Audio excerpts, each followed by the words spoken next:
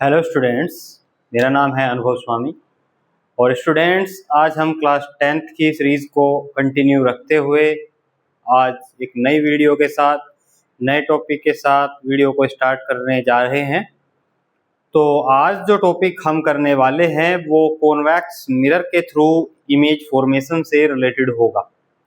इससे पहली वीडियो में हमने कुछ कॉनकेव मिरर के रे डायग्राम समझे थे और कॉनकेव मिरर के रे डायग्राम्स को ड्रॉ करने के लिए क्या रूल्स हैं, इमेज फॉर्मेशन के लिए क्या रूल्स हैं, उन रूल्स को समझा था।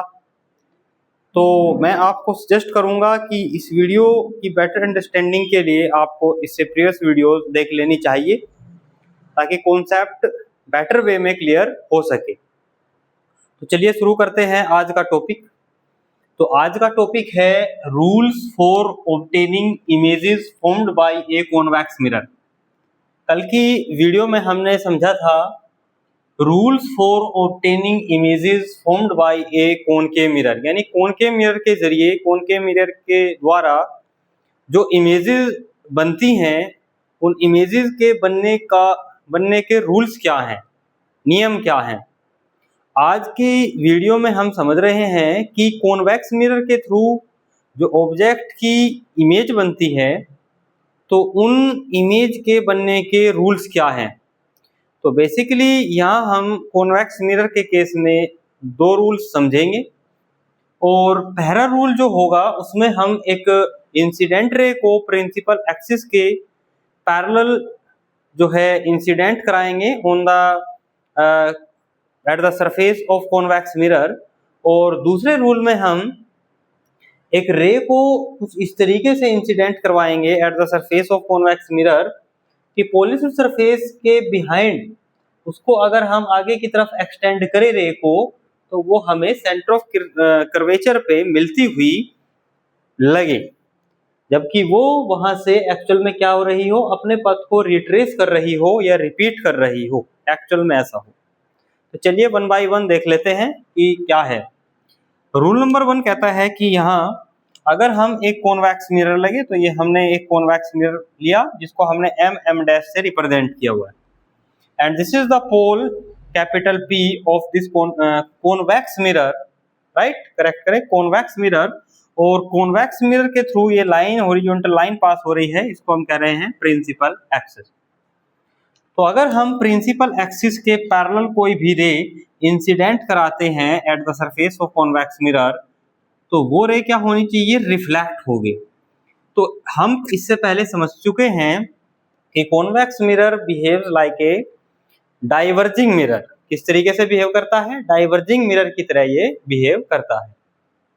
अब चूंकि ये डाइवर्जिंग मिरर है तो इसने क्या किया, इंसिडेंट रे को डाइवर्ज कर दिया।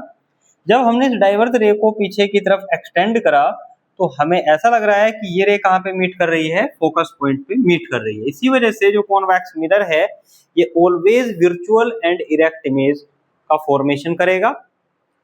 इसके अलावा रूल नंबर 2 क्या कहता है कि अगर किसी रे को हम eight the surface of convex mirror इस तरीके से इंसिडेंट कराएं कि वो रे उस सरफेस के पॉइंट पर इंसिडेंट होने पर अपने पाथ को रिट्रेस कर रही हो, रिपीट कर रही हो, और पीछे बढ़ाने पर सेंटर ऑफ कर्वेचर पे क्या होनी चाहिए, मीट होनी चाहिए। This is the rule number 2 for image formation for convex mirror. ठीक है, ये आप ध्यान रखिएगा। इसके अलावा देखिए, जैसे कि हमने पहले कॉनकेव मिरर के रे डायग्राम समझे तो 6 रे डायग्राम्स थे, क्योंकि जब हम एक कॉनकेव मिरर के सामने अलग अलग पोजीशन पे ऑब्जेक्ट को प्लेस करते हैं तो डिफरेंट सिचुएशंस में इमेज की जो पोजीशंस हैं वो चेंज होती जाती है। लेकिन यहाँ कॉन्वेक्स मिरर के लिए हम उतने केसेस डील नहीं करेंगे। कॉन्वेक्स मिरर के केस में क्या होगा कि जब भी हम कॉन्वेक्स मिरर के सामने कोई ऑब्जेक्ट प्लेस करते हैं तो हर एक केस में हमें वर्चुअल और इरेक्ट इमेज ही मिलती है, जिसका साइज ऑब्जेक्ट के साइज के कंपैरिजन में ऑलवेज स्मॉल होता है। चाहे हम कॉन्वेक्स मिरर के सामने कहीं भी ऑब्जेक्ट को प्लेस कर लें, लेकिन कॉनकेव मिरर में क्या होता था कि जब हमने स्टार्ट के 5 केसेस को समझा था तो रियल एंड इन्वर्टेड इमेज बन रही थी, कहीं पे इमेज बड़ी बन रही थी, कहीं छोटी बन रही थी, और लास्ट 6th केस में जब हमने ऑब्जेक्ट को प्लेस किया था between the pole and focus at the front of concave mirror, then we will find that the image will be virtual and erect, and the size of image is larger as compared to the size of object. ये हमने देखा था। लेकिन यहाँ हमें ज़्यादा cases को deal करने की ज़रूरत क्यों नहीं है, क्योंकि हम ऑलवेज की कंडीशन अप्लाई कर सकते हैं फॉर कॉन्वेक्स मिरर की कॉन्वेक्स मिरर हमेशा always virtual and erect image बनाएगा, and the size of image is always smaller as compared to the size of object. ठीक है, तो चलिए ये हमने सबसे पहले दो रूल्स समझ लिए फॉर कॉन्वेक्स मिरर। अब इसके बाद कॉन्वेक्स मिरर के रिगार्डिंग जो रे डायग्राम्स हैं उन्हें हम समझेंगे। तो पहले आप इन्हें नोट करें या स्क्रीनशॉट लें।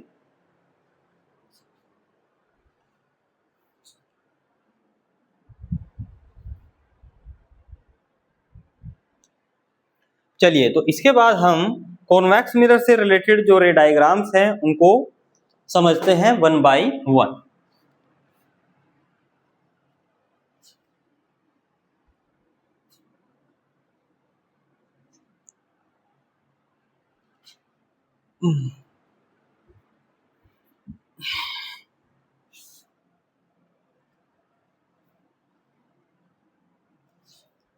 तो नेक्स्ट टॉपिक जो हम करने जा रहे हैं, ये टॉपिक होगा image formation, image formation by convex mirror.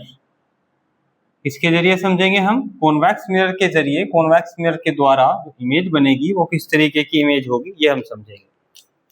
तो देखिए, सबसे पहले हमने समझना है कि हम पोजीशन कहाँ पे ले रहे हैं ऑब्जेक्ट की। तो हम लिखेंगे पोजीशन ऑफ ऑब्जेक्ट, और जो फर्स्ट रे डायग्राम है इसमें पोजीशन ऑफ ऑब्जेक्ट कहाँ पर है, एट इनफाइनाइट, यानी इनफाइनाइट पे प्लेस्ड है ये object.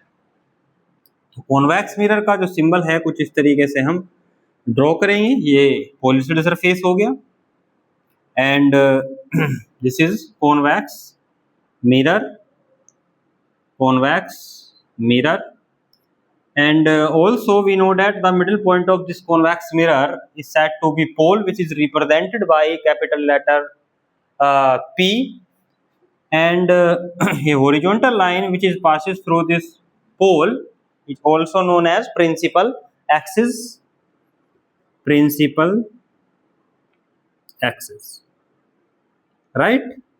So we will consider that an object is placed at infinite, ठीक है। तो ये इनफाइनाइट पे प्लेस्ड ऑब्जेक्ट हो गई ए बी। अब इनफाइनाइट पे प्लेस्ड जो ऑब्जेक्ट है इसके थ्रू रे इंसिडेंट हो रही है, और वो जो रे होंगी वो कैसी रे कंसिडर की जाएंगी, पैरेलल रेज, ठीक है ना। ये parallel beam of light incident हो रही है at the surface of convex mirror, ऐसा हम बोल सकते हैं।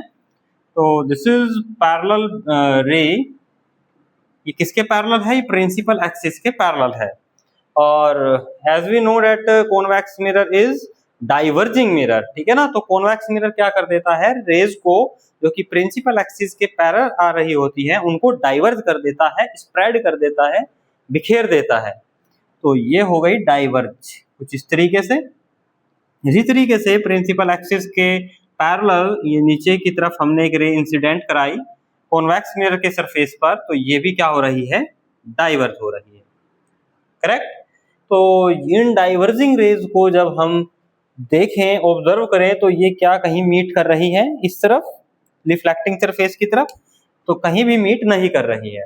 बट अगर हम पॉलिश्ड सरफेस की तरफ इन दोनों रेज को ऐसे आगे की तरफ एक्सटेंड करें तो हम क्या पाएंगे, हम पाएंगे कि ये दोनों रेज जो हैं ये यहाँ कहीं एक पॉइंट पर मीट हो रही है, और इस पॉइंट को हम कहते हैं focus, and it is represented by capital F.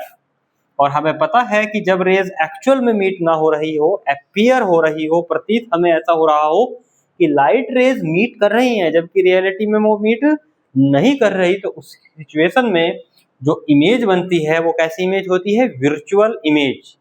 This is not real image, this is virtual image, and virtual image is always erect, सीधी होती है virtual image। तो यहाँ पे जो इमेज बन रही होगी एट द फोकस पॉइंट, ये virtual and erect image होगी, राइट। और बिहाइंड द कॉन्वेक्स मिरर ये बन रही है, या हम कह लें कि एट द फोकस पॉइंट ये बन रही है। और ये जो इमेज का साइज है ये हाईली डिमिनिश्ड है, या हम कह लीजिए कि वेरी स्मॉल साइज है, पॉइंट साइज है, ठीक है ना। तो अब हम इमेज के बारे में जो पॉइंट्स हैं वो लिख देते हैं। सबसे पहले हम लिखेंगे पोजीशन ऑफ इमेज, इमेज की पोजीशन कहाँ है। तो हम कहेंगे कि इमेज की पोजीशन एट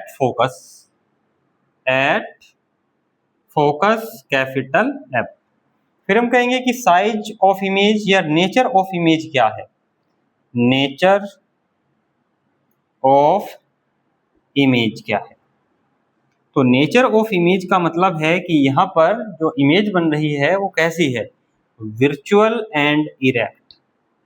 ध्यान रखिएगा, जब वर्चुअल होगी इमेज तो इरेक्ट है, और रियल होगी तो इन्वर्टेड है, राइट। यहाँ तक कोई प्रॉब्लम है नहीं।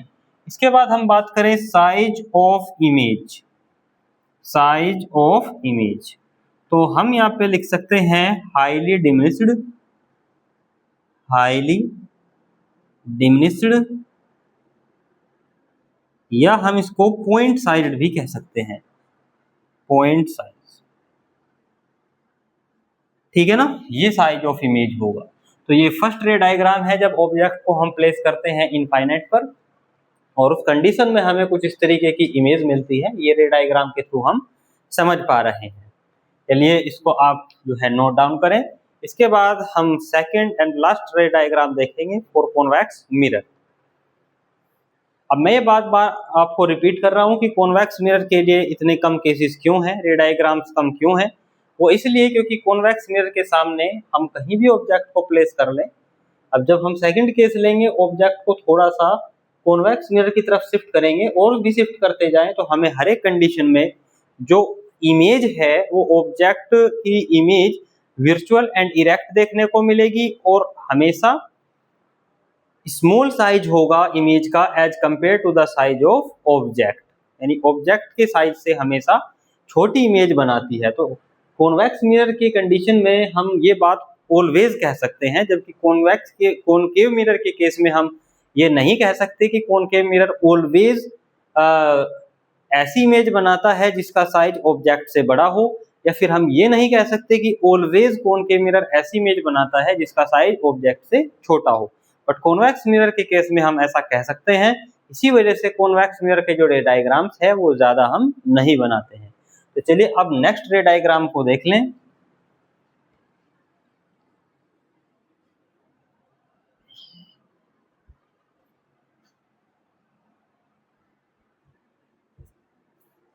ठीक है, तो नेक्स्ट रे डायग्राम में जो ऑब्जेक्ट की पोजीशन होगी वो कहाँ होगी, तो ये होगी between infinite and pole. This is the ray diagram number 2 and the position of object will be between infinite and pole, right. कहीं भी हम इनफाइनाइट से पोल के बीच में प्लेस कर ले ऑब्जेक्ट को eight the front of convex mirror तो कोई प्रॉब्लम नहीं है। तो यहाँ पे हम क्या करेंगे, ये कॉन्वेक्स मिरर हो गया, ठीक है ना। ये कॉन्वेक्स मिरर का पॉलिशिंग सरफेस हो गया एज वी नो, ये कई बार हम रिपीट कर चुके हैं बात। और यहाँ पर हम मिडिल पॉइंट लेंगे, this is pole P, and pole P के थ्रू ये हॉरिजॉन्टल लाइन पास होगी, this is principal axis, this is convex mirror, and this is principal axis, right, no problem, this is pole। तो यहाँ हम एक object ले रहे हैं जो यहाँ पे मान लीजिए कि ये इनफाइनाइट है पॉइंट, और इनफाइनाइट और पोल के बिटवीन यहाँ हमने कोई ऑब्जेक्ट AB, एक निडल ऑब्जेक्ट प्लेस कर दी है एट द प्रिंसिपल एक्सिस। तो यहाँ पे क्या कंसीडर करेंगे कि कोई ये फर्स्ट रे है जो कि ऑब्जेक्ट के पॉइंट A से इंसिडेंट हो रही है at the surface of convex mirror, and this incident ray is also parallel to the principal axis, right. And जब ये ray incident ray convex mirror के सरफेस पर प्रिंसिपल एक्सिस के पैरेलल इंसिडेंट होगी तो रूल हमने पीछे क्या पढ़ा कि यहाँ से डाइवर्ज हो जाएगी, और डाइवर्ज होगी तो जब हम इस रे को पीछे की तरफ बढ़ाएंगे ऐसे, तो ये हमें कहाँ मीट होती हुई मिलेगी, फोकस पॉइंट पर मीट होती हुई मिलेगी। इसी तरीके से अगर सेकंड रे ऑब्जेक्ट ए बी के पॉइंट ए से कुछ इस तरीके से हम इंसिडेंट कराएं eight the surface of convex mirror कि ये रे पीछे बढ़ाने पर कहाँ से पास हो रही हो, सेंटर ऑफ कर्वेचर से पे जाके ये मीट हो रही हो। कहाँ पे मीट हो रही हो, सेंटर ऑफ कर्वेचर पे। तो इस तरीके की जो रेज होती है वो अपने पाथ को रिपीट करती है, आफ्टर रिफ्लेक्शन रिट्रेस करती है। तो अगर हम देखें ये दोनों रेज इस डायरेक्शन में कहीं भी मीट नहीं करेंगी। अगर हम इन्हें आगे की तरफ एक्सटेंड करें बिहाइंड द पॉलिश्ड सरफेस, तो हम देख पा रहे हैं कि ये दोनों रेज हमें यहाँ मीट होती हुई प्रतीत होगी, अपीयर होगी, लेकिन एक्चुअल में मीट नहीं हो रही होगी, क्योंकि कोई भी रे पॉलिश्ड सरफेस को क्रॉस करके पीछे नहीं जा सकती। तो हमें जो मिरर इमेज मिलेगी ऑब्जेक्ट की वो बिहाइंड द मिरर मिलेगी, बट एक्चुअल में वहाँ कोई जो इमेज है वो एग्जिस्ट नहीं कर सकती, क्योंकि जो रेज है वो एक्चुअल में वहाँ पे नहीं जा रही होंगी। इसी वजह से यहाँ जो इमेज बनेगी इस केस में भी वो वर्चुअल इमेज होगी। अब चूंकि ऑब्जेक्ट ए बी के पॉइंट ए से ये रेज जा रही है, तो ए ऑब्जेक्ट ए बी के ए पॉइंट की जो इमेज है वो बन जाएगी ए डैश, और जब हम ए डैश से प्रिंसिपल एक्सिस पर परपेंडिकुलर ड्रॉ करेंगे तो हमें पूरी ऑब्जेक्ट की जो इमेज मिलेगी वो इमेज छोटी होगी, स्मॉल साइज होगा इमेज का as compare to the size of object. ठीक है ना। तो यहाँ पे भी हम देख सकते हैं कि जो इमेज हमें मिल रही है वो वर्चुअल है, इरेक्ट है, और उसका जो साइज है वो ऑब्जेक्ट के साइज से छोटा है। इसी तरीके से अगर हम एक ऑब्जेक्ट को कॉन्वेक्स मिरर के सामने कहीं भी प्लेस्ड कर ले तो हमें ऑलवेज जो ऑब्जेक्ट मिलेगी वो वर्चुअल एंड इरेक्ट मिलेगी, और उसका जो साइज मिलेगा इमेज का वो ऑब्जेक्ट के साइज से हमेशा छोटा होगा। तो यहाँ पे हम देख सकते हैं कि जो इमेज बनी है वो कहाँ पे बन रही है, तो पोल और फोकस के बिटवीन जो है इमेज बन रही है। ठीक है ना, ये भी हमें ध्यान रखना है। तो चलिए अब हम जो इमेज है इसके बारे में 1 बाय 1 पॉइंट्स लिख देते हैं, इधर लिख देते हैं। तो सबसे पहले हम लिख देते हैं position of image, position of image, और पोजीशन ऑफ इमेज जो है ये कहाँ पे आ रही है, between pole and focus, between pole and focus, pole and focus के बीच में जो है ये पोजीशन ऑफ इमेज है।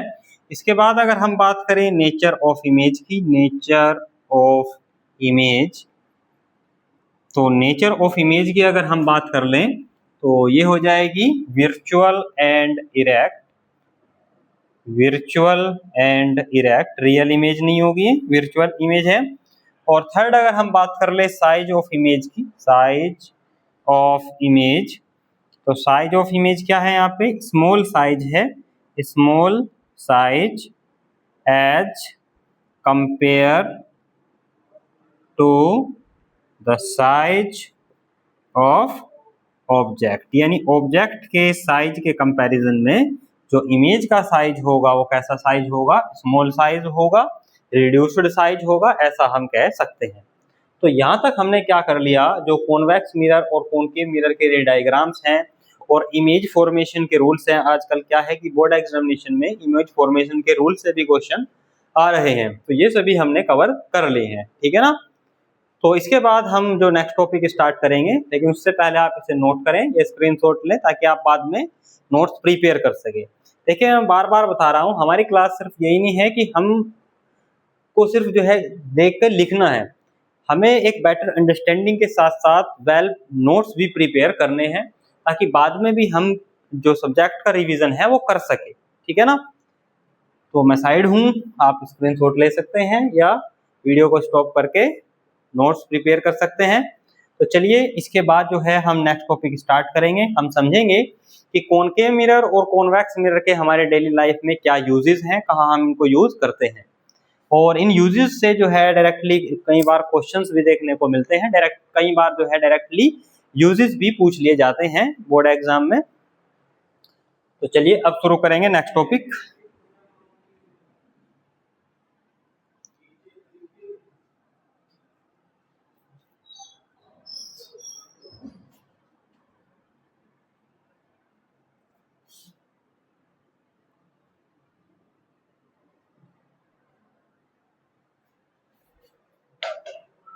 तो हेडिंग होगा यूजेस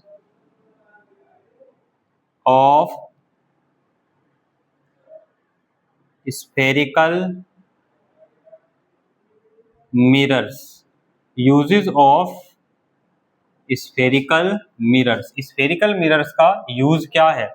तो सबसे पहले वन बाय वन देख लें। सबसे पहले देख लें यूजेस ऑफ, क्योंकि स्फेरिकल मिरर्स हम मेनली दो टाइप्स के पढ़ रहे हैं अपने सिलेबस में। तो पहले देख लें यूजेस ऑफ कॉनकेव मिरर। जो कॉनकेव मिरर होता है इसके क्या यूजेस हैं, ठीक है ना। तो फर्स्ट यूज देख लेते हैं, नंबर 1। फर्स्ट यूज हम कहाँ करते हैं कॉनकेव मिरर का? As a shaving mirror. कहाँ यूज करते हैं? As a shaving mirror.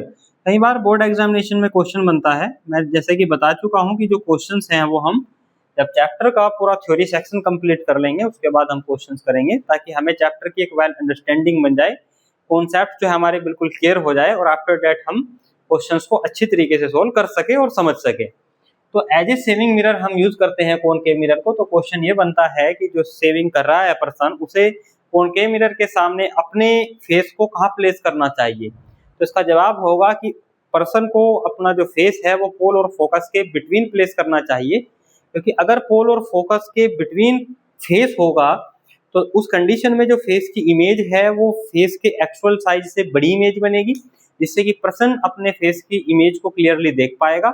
इसके अलावा फेस की जो इमेज है वो वर्चुअल एंड डायरेक्ट होगी, यानी कि फेस की इमेज सीधी बनेगी। दैट्स वाई पर्सन को अपना फेस कॉनकेव मिरर के सामने पोल और फोकस के बिटवीन प्लेस करना चाहिए, ठीक है। इस वजह से as a shaving mirror concave mirror को यूज किया जाता है। इसके अलावा कई बार पूछ लिया जाता है कि इसको एज ए डेंटिस्ट मिरर भी यूज किया जाता है, ठीक है ना। डेंटिस्ट मिरर, डेंटिस्ट जो होते हैं वो किसके स्पेशलिस्ट होते हैं? टीथ के स्पेशलिस्ट होते हैं। तो जब भी कोई पेशेंट उनके पास जाता है तो उन्हें कई बार क्या है, टीथ में कोई प्रॉब्लम आ रही है तो उसको चेकअप के लिए कॉनकेव मिरर का यूज करना पड़ता है। तो कई बार क्वेश्चन पूछ लिया जाता है कि जो टूथ है, जहाँ पे भी चेकअप करना है डॉक्टर को, तो टूथ को कहाँ पे प्लेस करना चाहिए? Eight the front of concave mirror. तो वहां पे भी सेम आंसर होगा कि पोल और फोकस के बीच पोजीशन होनी चाहिए eight the front of concave mirror. किसकी पोजीशन होनी चाहिए? टूथ की पोजीशन होनी चाहिए, ताकि टूथ की जो इमेज है वो बड़ी बन सके, जिससे कि टूथ को मैग्नीफाइड इमेज के साथ क्लियरली देखा जा सके और इमेज सीधी भी बनेगी, यानी वर्चुअल एंड इरेक्ट भी बनेगी, ठीक है ना। दैट्स वाई हमें कॉनकेव मिरर को एज ए डेंटिस्ट मिरर या कह लीजिए as a shaving mirror use करना चाहिए। दूसरा इसका यूज क्या होगा? दूसरा यूज है टू कंसंट्रेट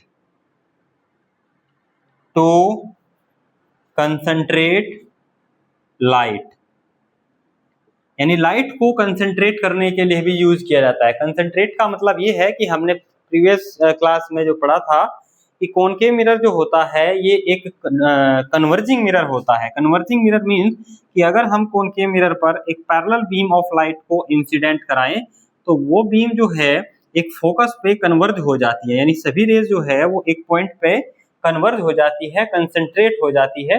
तो इसी वजह से लाइट को कंसंट्रेट करने के लिए भी कॉनकेव मिरर का यूज किया जाता है। इसके अलावा थर्ड पॉइंट है हमारा, थर्ड पॉइंट है इन सर्च लाइट्स, ठीक है ना। जो सर्च लाइट्स होती हैं जो वॉचमैन वगैरह यूज करते हैं, तो सर्च लाइट में भी कॉनकेव मिरर का यूज किया जाता है। एक्चुअल में क्या होता है कि जो सर्च लाइट के अंदर पॉलिशिंग सरफेस टाइप एक स्ट्रक्चर होती है, कर्व्ड स्ट्रक्चर होती है टॉर्च लाइट के अंदर या सर्च लाइट के अंदर, और वो जो स्ट्रक्चर है वो बिहेव करती है एज ए कॉनकेव मिरर। तो वहां क्या होता है कि टॉर्च के फोकस पॉइंट पे बल्ब लगा होता है, ठीक है ना। इसको अगर हम रे डायग्राम के थ्रू समझे तो जैसे कि टॉर्च के अंदर ये हो गया एक कॉनकेव सरफेस या कॉनकेव मिरर, और यहाँ फोकस पॉइंट पे क्या लगा हुआ है? बल्ब।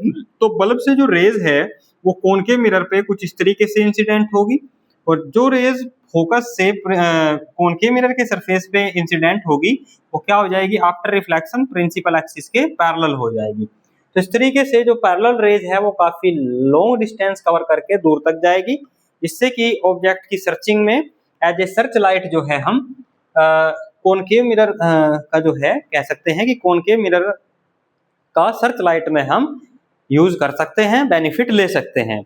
इसके अलावा दूसरा अगर हम दूसरे यूज की बात करें तो जो हेडलाइट होती है ऑटोमोबाइल्स में, वहां भी हम यूज कर सकते हैं। तो हम लिख सकते हैं headlight also in headlight of automobiles, ठीक है ना। तो जो वाहन है, व्हीकल्स हैं, ऑटोमोबाइल्स हैं, उनकी हेडलाइट में भी कॉनकेव मिरर का यूज किया जाता है। और कॉनकेव मिरर के सामने जो बल्ब लगा होता है हेडलाइट में, वो फोकस की पोजीशन पे उसको जो है स्टेब्लिश किया जाता है, फिट किया जाता है, जिससे कि उस बल्ब से निकलने वाली रेज कॉनकेव मिरर पे जाएं और कॉनकेव मिरर पे जा करके सभी रेज आफ्टर रिफ्लेक्शन, जैसे कि मैंने अभी दिखाया था, पैरेलल हो जाएं और लॉन्ग डिस्टेंस को कवर करें, जिससे कि दूर तक की ऑब्जेक्ट्स जो है दिखाई दे सके, ठीक है ना।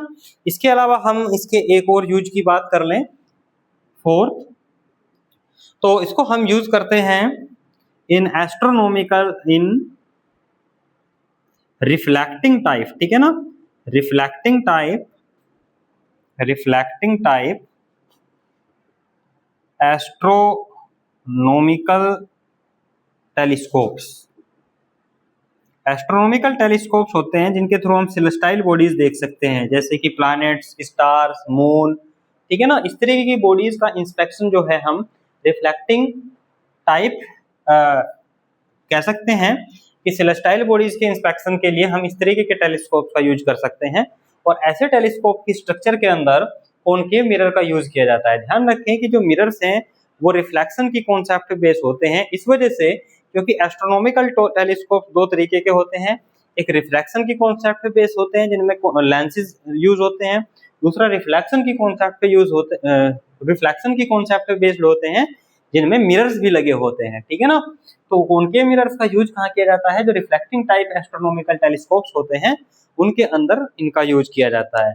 इसके अलावा जब हम फिजिक्स लैब में मिरर्स पे इंस्पेक्शन करते हैं, मिरर्स के बारे में स्टडी करते हैं, एक्सपेरिमेंट्स करते हैं, तो एक्सपेरिमेंट्स करने के लिए भी कॉनकेव मिरर की जरूरत होगी, ठीक है ना। तो इन द एक्सपेरिमेंट्स तो एक्सपेरिमेंट्स में भी हम जब कॉनकेव मिरर की स्टडी करेंगे तो वहां पे यूज करते हैं इनका, ठीक है ना। ये भी हम पॉइंट लिख सकते हैं, इसमें भी कोई प्रॉब्लम नहीं होगा। इसके अलावा क्या आप बता सकते हैं, देखिए आपने ऑब्जर्व किया होगा जो डिश एंटीना होता है, तो डिश एंटीने का जो सरफेस है वो बिल्कुल फ्लैट नहीं होता है। चाहते तो जो कंपनी वाले हैं उसको बिल्कुल फ्लैट बना सकते थे, बट डिश एंटीने का सरफेस जो है वो कभी भी फ्लैट नहीं होता है। तो ऐसा क्यों होता है, डिश एंटीने का जो सरफेस है वो कुछ इस तरीके से कर्व्ड होता है, ठीक है ना। और यहाँ पर ये जो है रिसीवर लगा होता है, ये जो है ये हो गया रिसीवर। तो यहाँ पे ये जो रिसीवर होता है ये इस सरफेस के फोकस पे प्रेजेंट होता है। कहाँ पे प्रेजेंट होता है, फोकस पे प्रेजेंट होता है। तो जब जो सिग्नल्स हैं, जब सिग्नल्स आएंगे, कुछ सिग्नल्स इस तरीके से आ रहे होंगे, तो सिग्नल यहाँ पे इंसिडेंट होकर के कहाँ जाएंगे, फोकस में। सिग्नल्स यहाँ से इंसिडेंट होकर कहाँ पे जाएंगे, फोकस में। यहाँ से इंसिडेंट होकर कहाँ पे जाएंगे, फोकस में। तो ये जो रिसीवर है ये मैक्सिमम सिग्नल्स को क्या कर सकेगा, रिसीव कर सकेगा, जिससे कि सिग्नल की स्ट्रेंथ जो है वो स्ट्रॉन्ग हो जाएगी और जो भी सिग्नल से रिलेटेड प्रोग्राम है टीवी या एलसीडी में वो हम अच्छी तरीके से देख पाएंगे। दैट्स वाई जो डिश एंटीना होता है उसका सरफेस भी कॉनकेव या कह लीजिए पैराबोलिक टाइप होता है, और उसके सामने जो यहाँ पे रिसीवर लगा होता है वो सिग्नल वो फोकस पे होता है, और वो फोकस पे होने की वजह से जो सिग्नल्स आ रही हैं, जो इलेक्ट्रोमैग्नेटिक वेव्स आ रही हैं डिश एंटीना के सरफेस पे इंसिडेंट होने के बाद, वो सारी वेव्स कहाँ पे कलेक्ट हो जाती है, कहाँ पे कन्वर्ज हो जाती हैं, रिसीवर में कन्वर्ज हो जाती है, ठीक है ना। चलिए, तो ये कॉनकेव मिरर के यूजेस हो गए, इन्हें आप नोट कीजिए।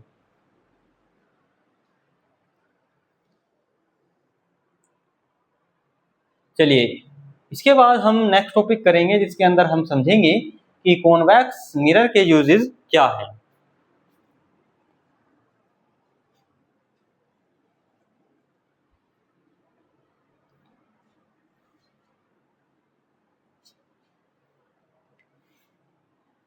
यूजेस ऑफ कॉन्वेक्स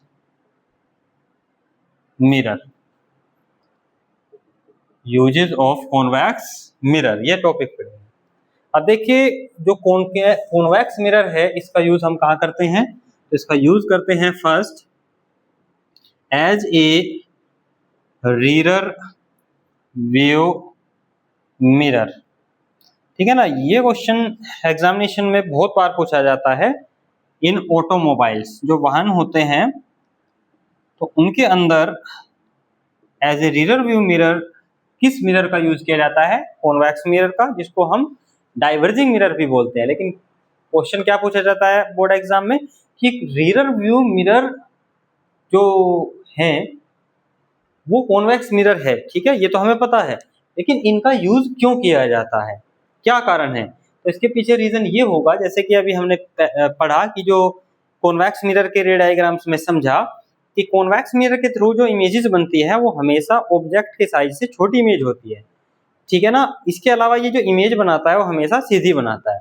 तो कॉन्वेक्स मिरर को as a rear view mirror use करने का फायदा ये है व्हीकल्स में कि व्हीकल्स में जहां पे मिरर लगा होगा तो मिरर में क्या दिखाई दे रही होंगी? पीछे के जो व्हीकल्स हैं, जो सड़क पे वाहन आ रहे हैं, वो दिखाई दे रहे होंगे। तो मिरर के अंदर जो वाइडर फील्ड ऑफ व्यू है, सड़क का जो लंबा चौड़ा एरिया है, वो छोटे से मिरर में यानी कि छोटी सी इमेज के फॉर्म में जो है हमें दिखाई देता है। दूसरा बेनिफिट ये है कि जो इमेजेस है वो हमें सीधी दिखाई देती है।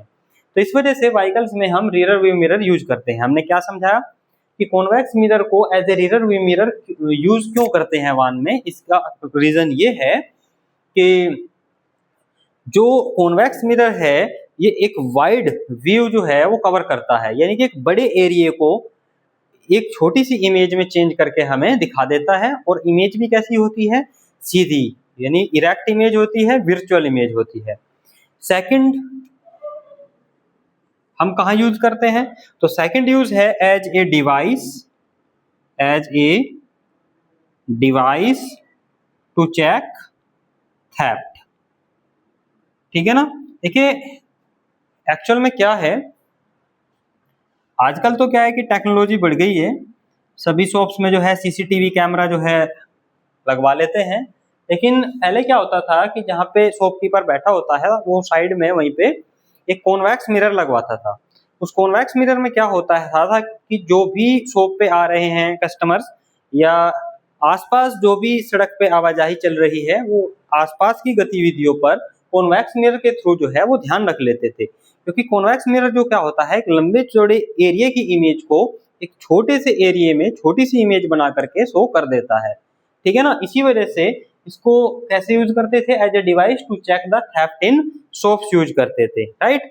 इसके अलावा यहाँ भी हम लिख सकते हैं, जो कॉन्वेक्स मिरर की हमें स्टडी करनी होती है तो एक्सपेरिमेंट्स में भी हम कॉन्वेक्स मिरर का यूज करते हैं। तो इन एक्सपेरिमेंट,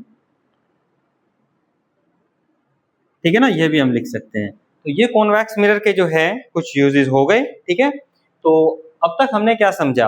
अब तक हमने समझा कि कॉन्वेक्स मिरर के थ्रू जो इमेजेस का फॉर्मेशन है वो किस तरीके से होता है।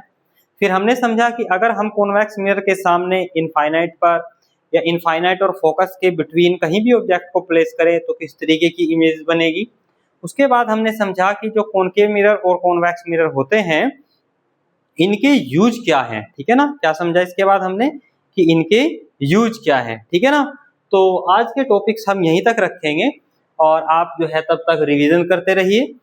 अगर आपको कोई भी डाउट है, या मैं हमेशा कहता हूं, तो आप कमेंट सेक्शन में जरूर बताया करिए कि आपको कहाँ पे डाउट रहा है। अपना क्वेश्चंस आप पूछ सकते हैं। अगर वीडियो आपको अच्छी लगती है तो भी आप कमेंट सेक्शन में जरूर उसका रिप्लाई करें। ठीक है ना, तो तब तक रिवीजन करते रहिए, स्वस्थ रहिए, मस्त रहिए। वीडियो अगर आपको पसंद आती है तो उसको लाइक, शेयर और सब्सक्राइब भी चैनल को जरूर करिए आप। ठीक है, तो चलिए, okay, thank you very much.